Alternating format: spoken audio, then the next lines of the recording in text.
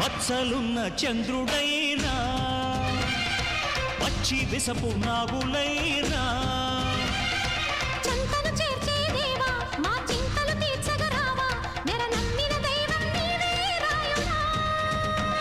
ముక్కోటి వేల్పులలోన ముక్కోపి నువ్వే అయినా ఎలుగెత్తి పిలవంగానే పలికేర ఇంకెవరైనా మా తల్లి తండ్రి దైవం నీవే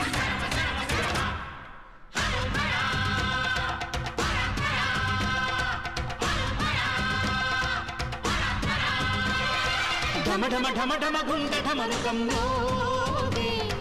గణ గణ గణ గణ గొంతు గంటగా